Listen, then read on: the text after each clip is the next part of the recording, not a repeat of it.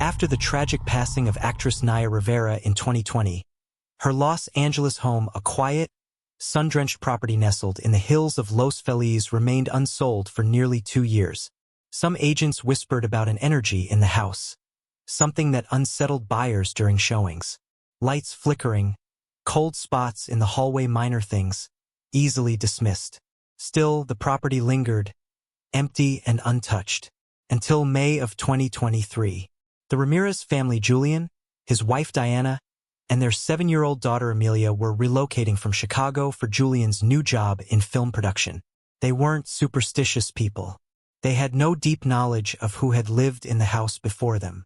It was just a good deal in a good area. Julian remembered walking into the foyer for the first time. The high ceilings, the clean angles of mid-century design, and the panoramic view of downtown LA had sold him instantly. But Diana hesitated. There was a stillness in the house. Not peace stillness, like the air was holding its breath. They moved in June 1st, and for a while everything was normal. First, on their third night, Diana awoke just after 3 a.m. to a soft noise, water dripping. She followed it to the downstairs bathroom. The faucet was running at full blast. She was sure she'd turned it off before bed. As she reached to shut it off, she noticed something strange. The mirror was fogged over, as if someone had taken a hot shower, and 5 words were traced into the condensation. "Where is my son now?" She didn't scream. She stood there, frozen, staring at the message. When she blinked, it was gone. Just fog. She didn't tell Julian. She didn't want to sound crazy. Amelia started talking to someone named Naya. "I don't think she likes the pool," Amelia said during breakfast one day. Julian looked up from his laptop. "Who doesn't like the pool?" "Naya. She says it's too deep." Diana's hand stopped halfway to her coffee. They had never told Amelia the name of the house's previous owner. She was too young to know about Naya Rivera, Glee, or what had happened at Lake Piru. But she began drawing pictures, a woman with long dark hair, always standing near the water. One evening, Amelia refused to go outside. She pointed to the backyard and said, "She's watching. She doesn't like me swimming." Julian had a dream.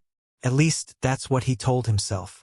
He was walking through the house at night, barefoot, the moon casting silver shadows across the living room. He saw a figure in the hallway, a woman, drenched, as if pulled from a lake. Her eyes were wide with sadness, not malice. She said nothing, just looked at him. When he woke, the pillow beneath his head was wet. Not with sweat but water, cold, as if someone had wrung out a towel beside him. The dream returned night after night. Same woman, same silence. The dog wouldn't go near the downstairs guest room. He'd snarl and back away, barking into the empty space. Diana finally agreed to bring in a spiritual consultant, an old woman named Celeste, who had helped a friend with a haunted home in Silver Lake. Celeste stepped through the door, stood still for nearly a minute, then whispered, "She's here." They didn't tell her anything, but Celeste walked directly to the hallway where Diana had seen the fogged message. She touched the wall. "She's not angry," she said, eyes closed. "She's grieving, confused. She never meant to stay, but something tethered her here." "What do we do?" Diana asked, her voice cracking. Celeste said only, "She wants to know if her son is safe." Julian sat Amelia down the next morning, gently, and asked if Naya had said anything new. "She just wants to know if he remembers her," Amelia said. "I told her he does." After that night, the house changed. The air felt lighter. Amelia stopped talking to Naya. The water never turned on by itself again. No more shadows, no more dreams. But every so often, when the hallway light is just right, Diana swears she sees the faint reflection of a woman in the mirror, watching quietly, smiling even. And the family learned to speak softly in that space, not out of fear, but respect. Because some spirits don't linger to haunt. Some stay to remember. The late August air in Los Feliz had turned heavy, like damp velvet pressed against the windows. Mornings were no longer crisp, and the heat settled thick over the canyon hills, giving everything an overripe stillness. The Ramirez family had lived in the house for nearly 3 months now, And while the worst of the strange events had calmed, something beneath the surface never quite rested. It began with the clocks. Not dramatically, not all at once. It started with Julian's wristwatch. A simple Seiko, nothing fancy. It began lagging behind. 5 minutes, then 7. He replaced the battery, but the problem returned 2 days later. Then Diana noticed her phone charger would stop working if she left it plugged in by the bedroom window. The radio in the kitchen, a modern smart speaker, started playing static during certain hours, and only in one room. Always the same room. The guest bedroom downstairs. It was a plain space, barely used. They'd put a futon there, a floor lamp, and a dusty bookshelf from their old condo in Chicago. The door stayed closed most of the time. Amelia never went near it, not since the dog Max had barked at the corner of it for 3 nights in a row. But in early September, Diana went down there to clean. She needed a quiet place to make a work call and thought the closed-off room might serve as a makeshift office. The futon was still neatly folded, the curtains drawn. Yet the air in the room was oddly cool, as though the rest of the house were still in summer and this room had slipped into early winter. She sat down and dialed in. For the first 10 minutes, everything went fine until her voice began to echo faintly through the speakerphone. Not a feedback loop, but something else. A half-second delay. The other person on the line asked, "Is there someone else with you?" "No," Diana said. "It sounds like someone breathing in your mic." She hung up early. The room stayed cold for hours after she left. By mid-September, Amelia began sleepwalking. The first time, Julian found her standing by the front door at 3:21 a.m., eyes wide open but unfocused, one hand resting on the doorknob. "What are you doing, Mija?" She didn't answer. She just whispered. She was calling from outside. Julian knelt and gently shook her shoulders until she blinked awake. The next morning, she remembered nothing. They installed a child lock on the door. Then a second one. Still, 3 nights later, she was found downstairs again. This time in the hallway near the laundry room, the same place where Diana had seen the fogged mirror weeks before. She stood barefoot in the dark, her head tilted slightly, as if listening to a voice only she could hear. "She said not to be scared of the dark," Amelia whispered, still asleep. "She says she's not afraid of it anymore." Diana didn't sleep much after that. She began staying awake late, moving softly through the house at night like a silent caretaker. She'd make tea in the dark, the only light coming from the stove clock. Sometimes she would sit by the glass doors overlooking the pool, staring into the still black water. It had become a mirror at night, a perfect, glassy surface that seemed more like a portal than a body of water. And sometimes, around 3:15 a.m., there were sounds from the guest room. Not footsteps, but motion, the sound of someone shifting their weight slowly across the floor. Soft taps, the creak of the wooden frame by the window. Once, Diana was certain she heard humming. A low, mournful hum, not tuneless, but unfinished. As if someone were trying to remember a lullaby they hadn't sung in years. She stopped going downstairs after that. Then came the photographs. Julian had recently taken up an old hobby again, 35mm photography. He'd bought a used Canon AE1 and started taking portraits of Amelia on the weekends in the garden, on the porch, under the olive tree in the back. After developing one roll at a small film shop in Echo Park, the technician looked at him strangely. "These all yours?" he asked, flipping through the prints. Julian nodded. "You shoot double exposure?" "No," Julian said, furrowing his brow. "Well, you might want to look at frame 18. Frame 18 showed Amelia standing by the pool, looking off camera. But behind her, in the reflection of the patio door, was the unmistakable silhouette of a woman. Not blurry, not shadowy, clear, long dark hair, shoulders bare, like she was in a strapless dress or swimsuit. She was looking directly into the lens. Julian didn't tell Diana. He burned the photo in the fire pit that night. But it didn't matter, because 2 nights later, the exact same figure with the same wet hair, the same pale skin appeared again. This time in a photo of Diana watering the plants. This time in the window behind her, standing inside the house. And still nothing felt evil. There was no sense of threat, No violence, no malevolence. But something was reaching. Not haunting in the way movies told it, but grieving. Diana began to keep a journal. She didn't write in it every day, only when something felt off. She never used names, never mentioned Naya directly. Just small notations, observations. On the first page she wrote, "This house has a heartbeat. Some nights it slows. Some nights it races." And then, on the final page, the most recent one. "She comes when the house is quietest. She's not asking for help. She's asking not to be forgotten." Don't forget to subscribe and like if you liked this story. October arrived with a hush. Not the vibrant autumn of the Midwest, which the Ramirezes had known well, not the crimson leaves or sharp wind. Not the smell of bonfires or wet pavement. Los Angeles in October was still warm, still sun-bright, but something beneath the surface had shifted. The city had taken on that strange California quiet, the kind that sits between seasons, when the cicadas stop and the hills seem to hold their breath. Inside the house, time began to move differently.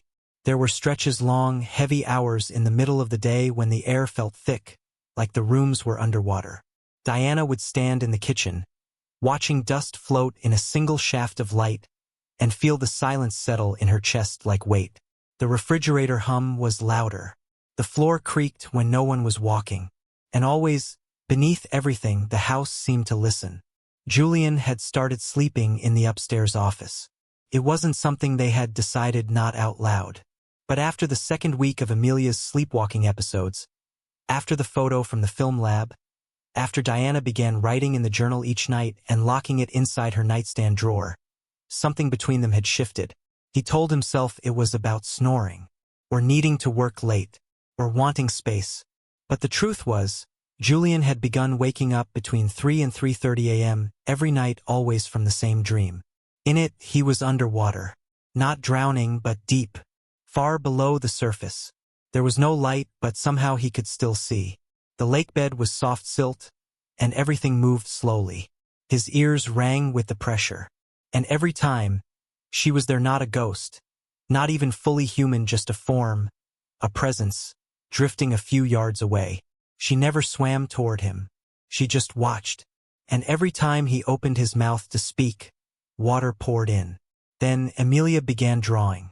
She'd always liked coloring books, animals, cartoons, princesses. But now her drawings changed. Loose white printer paper, crayons spread across the dining room table. She stopped drawing people. She drew houses. Always the same one, their house, but slightly wrong. The roof was too tall. The windows too black. And in every picture there was a shape in the pool. A long figure, sometimes floating, sometimes sitting on the edge. Once, lying face down in the water. One drawing made Diana drop her coffee. It was their living room, perfectly rendered from a child's memory. Couch, rug, hallway lamp. And near the fireplace, a woman, not detailed, but unmistakable. Long black hair, a soft outline of bare shoulders. And in her arms, a child. Not Amelia, a boy. Julian had stopped developing film. The last roll he shot, one from a family picnic in Griffith Park, came back with 4 frames blank. Not black, not overexposed, just absent. Like the film had skipped time. The technician had no explanation. Neither did Julian. But that night, while cleaning the guest bedroom, which they no longer entered unless necessary, he found something strange. Wedged behind the bookshelf, buried in the dust and pressed between the floorboards, was an old photograph. It was faded, but intact. Polaroid. It showed a woman standing near a pool at dusk. She wore a dark robe or towel, her hair wet and clinging to her neck. Her face wasn't visible, she was turning slightly away, mid-step. But the backyard was unmistakable. Their backyard. The shape of the palm tree, the old wrought iron table by the sliding door. Julian didn't show Diana. He slid the photo into the bottom drawer of his desk and didn't touch it again. In the first week of October, Diana called Celeste the medium without telling Julian. She didn't want a seance. She didn't want prayers or candles. She just wanted to ask one question. Why now? Celeste met her in the backyard. She brought nothing, no crystals, no beads, not even sage. just herself and a quiet gaze. "She's not angry," Celeste said again, her bare feet pressing lightly into the damp grass. "She doesn't know how to leave. Something in this place keeps whispering her back." Diana asked, "What does she want?" Celeste closed her eyes. "She's waiting for someone, not a person, a moment, a truth. She's not haunting you. She's reliving." Diana's voice was barely audible. "Is she hurting my daughter?" "No," Celeste said softly. "But your daughter hears what most of us don't. That's not always a gift." Before she left, Celeste stopped at the edge of the pool. She stood there for a long while, staring at the reflection. Then she whispered to no one in particular, "You don't need to keep looking." Then she walked away. That night, the water in the pool rippled without wind. The patio chairs shifted softly, as though someone had just stood up from one. The porch light flickered once, then steadied. Julian, who hadn't told Diana he was awake, sat in the dark of the office and watched it all from the upstairs window. And in that moment, a strange, unfamiliar emotion came over him, not fear, not awe, but guilt. A guilt that wasn't his. As if something in the bones of the house had opened itself just a little wider, and for a brief moment, he understood, whatever lingered here wasn't seeking revenge. It was seeking resolution. But for what or whom none of them could yet say. The last days of October arrived with a stillness so complete it was almost sacred. The skies over Los Feliz turned a pale gray that hung over the hills like unspoken grief. The trees remained mostly green, the air never cold enough to bite. But something in the light had changed, muted, bruised at the edges. Inside the Ramirez home, the walls had begun to echo less. The creaks were softer. The clocks, though not perfectly timed, no longer skipped. But no one in the house would say it out loud. Not yet. There was a quiet pact among them, unspoken but deeply understood, that if they pretended it was over, they might stir it up again. Like speaking the name of something sacred that should only be whispered. But the house was not done. Not entirely. Came back one final time. The truth. Not loud. Not with terror. But gently, in a way that asked them to see and understand, not fear. It was Halloween night. Amelia had gone to a neighbor's to trick-or-treat with their daughter. Diana stayed home, handing out candy from the porch. Julian remained inside, tired, staring at a blank screen on his laptop. He wasn't working. He hadn't been for days. Instead, he scrolled through old files on his hard drive. Not his photos, not the recent ones, but something older. He didn't know what he was looking for, only that he felt pulled, restless. Then he opened a folder from the day they toured the house, before they bought it. He'd taken a short video with his phone, a panning shot of the living room, the kitchen, the pool beyond the sliding glass door. He almost skipped it, thinking it was nothing. But something made him press play. The footage was grainy, handheld. The image swayed slightly as he walked from the fireplace to the kitchen counter. Diana could be heard saying, "I like the light in here." And Amelia was babbling in the background. Then came something he hadn't noticed before. A voice. Not Diana's. Not his. Not Amelia's. A whisper so faint it barely rose above the ambient sound. "Don't let it go dark again." He played it back 3 times. The voice was real. Gentle. Urgent. Female. And then, for the first time since they moved in, Julian understood that this hadn't been about haunting at all. It had been a warning. Later that night, Amelia came home with glitter on her face and a plastic pumpkin full of candy. She was sleepy, giddy, her voice soft and tired. As Diana helped her into pajamas, she asked a question with the offhand clarity that only children have. "Why did the lady in the pool say goodbye tonight?" Diana froze. She knelt slowly beside her daughter and brushed a strand of hair from her temple. "What lady, baby?" "The lady in the water," Amelia said. She smiled this time. She didn't cry. She just waved. "Did she say anything else?" "She said thank you." Diana didn't cry until much later, long after Amelia had fallen asleep and the candy wrappers had been cleaned up. She sat outside, her bare feet on the cool concrete, looking out at the pool. The water reflected nothing but stars. There had been no final scare. No crash, no apparition, No cold breath on the neck. Just a sense of release. As if someone had exhaled after holding their breath for far too long. A week later, Diana decided to go into the guest room. She hadn't entered it alone since that first week in the house. But something about that morning felt safe. The air was warm. The light was soft. She opened the door slowly. The room was undisturbed. The futon still neatly made. The window cracked slightly. And on the bookshelf, tucked between two old paperbacks, she saw something she didn't recognize. A small velvet pouch. She opened it carefully. Inside was a simple silver locket. Old but cared for. When she popped it open, there was a tiny black and white photo inside a boy, no older than 5, smiling in the sunlight. On the back of the locket, etched so finely she nearly missed it, were the words, "Always near the water." She didn't know what to do with it, but she didn't feel afraid. She placed it in the drawer beside her bed, not as a souvenir, but as a reminder. By Christmas, the air in the house had changed. Not just cleared, lifted. Amelia stopped sleepwalking. Julian began developing photos again. The plants in the backyard, which had wilted in late summer, started blooming unexpectedly small white flowers in the dirt near the pool where nothing had grown before. They stopped speaking about what happened.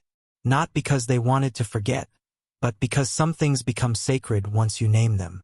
But Diana still kept the journal. And one night, long after everyone had gone to sleep, she opened it one last time. She wrote, "She was never trying to haunt us. She was trying to stay close to something she lost.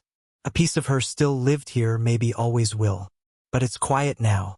She found the end of the story, and we helped her turn the page." Don't forget to subscribe and like if you liked this story.